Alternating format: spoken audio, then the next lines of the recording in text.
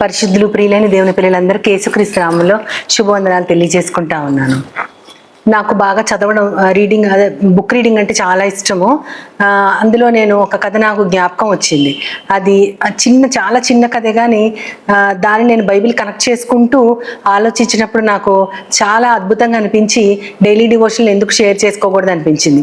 అదేంటంటే ఒక పాపని వాళ్ళ నాన్నగారు బాగా కష్టపడి చదివిస్తారు, అన్ని తనే దగ్గర ఉండి అన్ని చూస్తారు. అయితే ఆ పాప మంచి స్థితికి వస్తుంది, చాలా మంచి జాబ్ సెక్యూర్ చేస్తుంది. ఆ తర్వాత తన ఫస్ట్ మంత్ శాలరీ తీసుకున్నప్పుడు ఇంటికి వచ్చే టైంకి వాళ్ళ నాన్నగారు ఫ్రెండ్స్ అందరిని పిలిచి, ఇప్పుడు మా పాప ఫస్ట్ శాలరీ తీసుకుని ఇంటికి వస్తుంది అని చెప్తారు. చెప్పినప్పుడు ఆ పాప ఇంటికి రాగానే శాలరీ తండ్రికి ఇవ్వకుండా లోపలికి వెళ్ళిపోతుంది. వాళ్ళ అమ్మగారు అడుగుతారు, ఏంటమ్మా నాన్నకి ఎందుకు ఇవ్వలేదు అంటే, నేను నాన్నకి ఇవ్వను అంటా ఉంటుంది. అయితే ఫ్రెండ్స్ అందరి ముందు ఆ తండ్రి చాలా అవమానపడతారు. వాళ్ళ అమ్మ అడుగుతుంది, ఎందుకు ఇవ్వవు అంటే అప్పుడు చెప్తుంది, చిన్నప్పటి నుంచి నాకు ఏ చాక్లెట్ కావాలన్నా, ఏ డ్రెస్ కావాలన్నా, ఏ ఆట ఆడుకునే వస్తువు కావాలన్నా, బుక్స్ కావాలన్నా, ఏదైనా సరే నాన్నగారే నాకు ఇచ్చారు. అప్పుడు ఇచ్చేటప్పుడు డాడీ చెయ్యి నా చెయ్యి పైన ఉండేది, నా చెయ్యి కింద ఉండేది, నేను తీసుకునేదాన్ని. ఇప్పుడైతే నేను శాలరీ ఆయనకి ఇవ్వాలంటే ఆయన చెయ్యి కిందకు వస్తుంది, కాబట్టి నేను ఈ టేబుల్ మీద డాడీకి ఎదురుగుండా పెడతాను, డాడీయే తీసుకోవాలని చెప్తుంది. అది విని తండ్రి చాలా ఆనందపడతారు. అంటే తన బిడ్డ ఎంత బాగా ఆలోచించింది తన గురించి అని ఆయన చాలా ఆశ్చర్యపడతాడు. అది ఎందుకో నాకు అనిపించిందంటే, ఇచ్చేవారి చెయ్యి పైన ఉంటుంది, పుచ్చుకునే వారి చెయ్యి కింద ఉంటుంది అని ఆలోచించినప్పుడు దాని గురించి నా బైబిల్లో ఒక మంచి విషయం గుర్తొచ్చింది. అది అపోస్తల కార్యాల గ్రంథంలో 20:35 పౌలు గారు ఆఖరి భాగంలో చెప్తారు. అంటే ప్రభువైన యేసుక్రీస్తు చెప్పే మాటని ఆయన గుర్తు చేస్తూ ఒక విషయం అంటారు అనమాట. అదేం మాట అంటే, పుచ్చుకొనుట కంటే ఇచ్చుట ధన్యము అంటారు ఆయన. అది గుర్తు చేస్తూ, బలహీనులైన వారిని మీరు సంరక్షించటం కోసం, నేను ఎలాగో నా సంరక్షణ కోసం నా చేతుల కష్టం మీద నేను పనిచేస్తూ నాకంటే బలహీనులైన వారు నేను సంరక్షిస్తున్నాను, కాబట్టి మీరు కూడా అలాగే చెయ్యండి. ఎందుకంటే యేసుక్రీస్తు వారు ఇదే చెప్పారు, పుచ్చుకొనుట కంటే ఇచ్చుట ధన్యము అని. దానిని గురించి యేసుక్రీస్తు వారు ఏం చెప్తున్నారని ఆలోచిస్తే, అసలు దానికి ఒక బెస్ట్ ఎగ్జాంపుల్ ఎవరంటే యేసయ్య ఒక బెస్ట్ ఎగ్జాంపుల్. ఎందుకంటే తండ్రి అయిన దేవుడు అద్వితీయుడైన తన కుమారుడు, ఒక్కడై ఉన్న తన కుమారుణ్ణి మనకివ్వడానికి ఆయన ఏమీ ఆలోచించకుండా వెనుతీయకుండా ఇచ్చారు. యేసుక్రీస్తు వారు కూడా తండ్రితో కలిసి ఉండుట విడిచిపెట్టకూడని భాగ్యమని ఎంచుకోకుండా మన కోసం ఈ లోకానికి వచ్చి మరణము పొందినంతగా ఆయన తగ్గించుకున్నారు. అంటే ఆ తండ్రి చెప్పిన ఏ మాట అయితే ఉందో, అనేకమైన తన కుమారుల్ని మహిమకు తేవడం కోసం తనకున్న దైవ కుమారుణ్ణి ఆయన ఈ లోకానికి ఇచ్చేశారు. కానీ పుచ్చుకున్న మనది ధన్యత అని అక్కడ చెప్తున్నారు. ఇవ్వడం అనేది ఆయన ఇచ్చారు, కానీ పుచ్చుకున్న మనది అది ఏంటి అంటే, అది భాగ్యం అనాలా, ధన్యత అనాలా అంటే, ఎందుకు అనాలి అని అంటే, మనం పుచ్చుకున్న తర్వాత దానిని మనం మల్టిప్లై చేయగలిగామా లేదా. ఆయన దగ్గర నుంచి మనం కుమారుడి రక్తాన్ని పుచ్చుకున్నాము. ఆయన అనేకులకి ప్రతిగా విమోచన క్రయధనాన్ని చెల్లించడానికి తన ప్రాణాన్ని ఈ లోకానికి ఇచ్చేశారు. అదే చెప్తా ఉంటారు మత్తయి సువార్తలో, మార్కు సువార్తలో ఆయన 10వ అధ్యాయంలో చెప్తూ ఉంటారు, మనుష్య కుమారుడు పరిచారము చేయడానికి రాలేదు, చేయించుకొనడానికి రాలేదు, కానీ చేయటానికి వచ్చారు అని ఆయన చెప్తారు.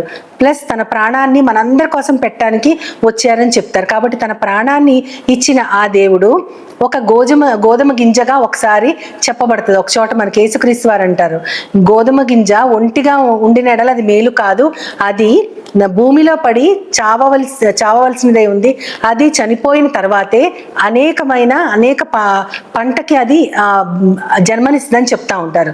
అంటే ఒక్క గోధుమ గింజ ఎంత గోధుమ పంటనిస్తుందో అది మనం ఆలోచిస్తే, యేసుక్రీస్తు వారు మన కోసం పెట్టిన ప్రాణాన్ని మనం ఏం చేస్తున్నాం, విలువ కలిగిన ఆ ప్రాణాన్ని పొందటం మన ధన్యత, ఆ రక్తాన్ని మన కోసం కార్చగలగటం మన భాగ్యము. కానీ దానిని మనం అనేకుల కోసం ఎలా వాడగలుగుతున్నామో, మనము కేవలం మన కోసమే ఉంచుకుంటే, అది అంటే నేను రక్షణ పొందాను, నేను నా ఇంటి వారు దేవుణ్ణి సేవిస్తాము కాబట్టి సరిపోతుంది అనుకుంటే, మనది మనం ఉంచుకుంటే అది మనది అవుతుంది.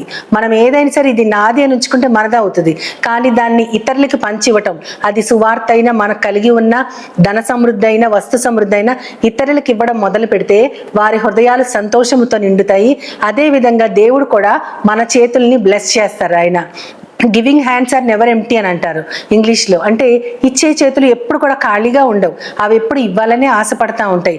అదేవిధంగా మనము 5 రొట్టెలు 2 చిన్న చేపలు ఇచ్చిన చిన్న బాలుండి మనం చూస్తాం లూకాసు వార్తలో. ఆ బాలుడు తన కోసం తెచ్చుకున్న దాన్ని తనది అని దాచుకోలేదు కాబట్టి అవి 5,000 మందికి ఆహారం అయ్యాయి. అంత మాత్రమే కాకుండా 12 గంపలు కూడా మిగిలిపోయినాయి. కాబట్టి దేవుడు ఇవ్వడం మనం మొదలు పెడితే ఆయన ప్రతి దానిని కూడా మల్టిప్లై చేస్తాడు.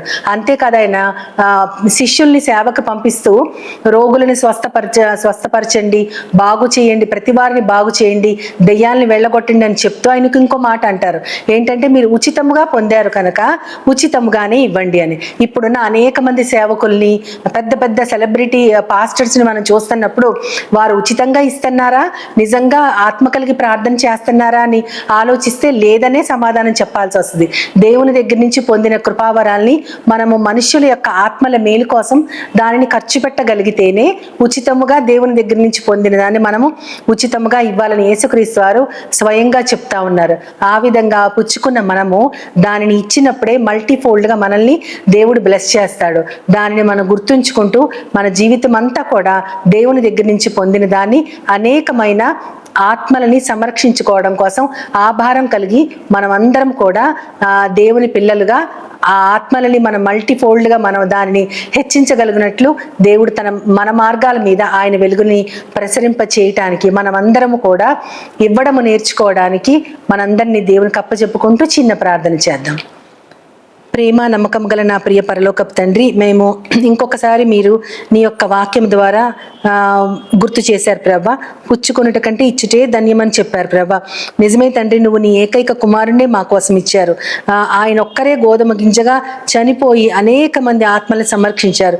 మేము కూడా ఆయన జత పని వారముగా మాకు కలిగి ఉన్న ప్రతీది మా ప్రతి వారితో పంచుకుంటూ అనేక విధాలుగా మేము ఆశీర్వాదముగా ఉండగలుగునట్లు మా చేతులు ఎప్పుడు ఖాళీగా ఉండకుండా ఇతరుల మనసుల్ని సంతృప్తి పరుస్తూ ఆ ఆత్మలు రక్షించగలిగినట్లు నన్ను మమ్మల్ని అందరినీ నీ చేతులకు అప్పచెప్తూ నీ ప్రియకుమారుడు నా ప్రియ ప్రభువైన యేసుక్రీస్తు వారి ద్వారా కోరి ప్రార్థిస్తున్నాను పరమ తండ్రి. ఆమేన్, ఆమేన్, ఆమేన్. Jesus now, he's always near.